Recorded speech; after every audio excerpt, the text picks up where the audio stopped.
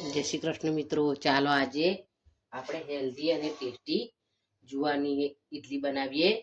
Healthy એટલા માટે કે જુવાર પચવામાં ખૂબ હળવી છે. એના માટે આપણે 1 કપ જુવારનો લોટ લઈશું, 1 કપ સોજી લઈશું,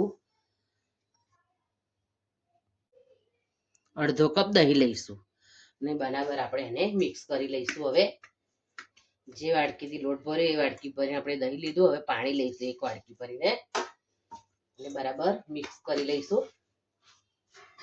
હવે આપણે થોડું થોડું પાણી ઉમેરી એનું બેટર તૈયાર કરી લઈશું. જોઈએ એ પ્રમાણમાં આપણે પાણી ઉમેરીશું. આ રીતે હજુ આપણે થોડું પાણી ઉમેરીશું. આપણે આ રીતે એનું બેટર તૈયાર કરી લઈશું. હવે આપણે એને ઢાંકીને 10 મિનિટનો રેસ્ટ આપીશું. આપણે ઇડલીના ખીરાને 10 મિનિટનો રેસ્ટ અપાઈ ગયો છે. જો સરસ થઈ છે. હવે આપણે એમાં 1 ચમચી આદુ મરચાં લસણની પેસ્ટ ઉમેરીશું. ટેસ્ટ મુજબ મીઠું ઉમેરીશું. મિક્સ કરી લઈશું. જે આપણને થોડા પાણીની જરૂર પડશે બેટરને બરાબર કમ્પ્લીટ કરવા માટે. આ રીતે તમે જોઈ શકો. હવે આપણે એમાં એક વઘાર કરી લઈશું. આ રીતનું બેટર આપણે રાખવાનું છે. એનું આપણે વઘાર કરીએ પહેલા આપણે ઇડલીના મોલ્ડને તેલથી ગ્રીસ કરીને તૈયાર કરી લઈશું. આપણે જુવાર વિશે વાત કરીશું. જુવાર આમ તો પચવામાં એકદમ હળવી છે અને સ્વભાવે ઠંડી છે.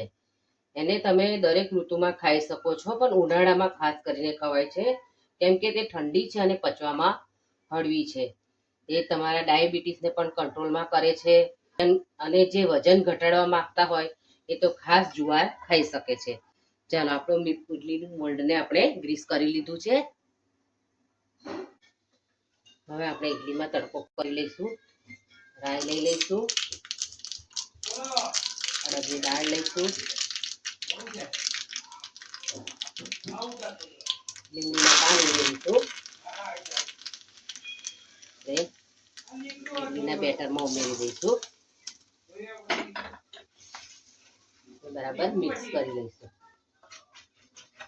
સોલ્ટ ઉમેરી લઈશું 1 ચમચી.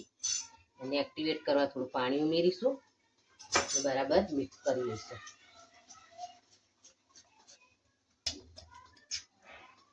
અને ફટાફટ આપણે મિક્સ કરી લેવાનું છે. હવે આપણે એને ઇડલીના મોલ્ડમાં કરી લઈશું.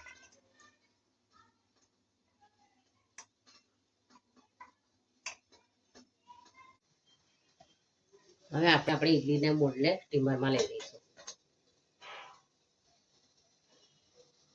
10 થી 12 મિનિટ માટે આપણે એને સ્ટીમ કરી લઈશું. તો 10 થી 12 મિનિટ થઈ ગઈ છે. જોઈ લઈએ આપણી ઇડલી તૈયાર થઈ ગઈ છે કે નહીં.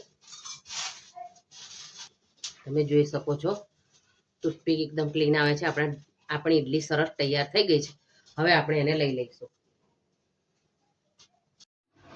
તો આપણી ઇડલી તૈયાર થઈ ગઈ છે. આપણે એને અનમોલ્ડ કરી લઈશું. ઇઝીલી અનમોલ્ડ થઈ જાય છે. જો આ રીતે આપણે બધી ઇડલીને અનમોલ્ડ કરી લઈશું. તો તૈયાર છે આપણી જુવારની ઇડલી. મેં એને નારિયેળની ચટણી અને પોળી મસાલા સાથે સર્વ કરી છે. નારિયેળની ચટણી અને પોળી મસાલાની રેસીપી તમે મારી ચેનલ પર જઈને જોઈ શકો છો. તો તમે જોઈ શકો છો કેટલી સરસ સ્પોન્જી એકદમ તૈયાર થઈ છે.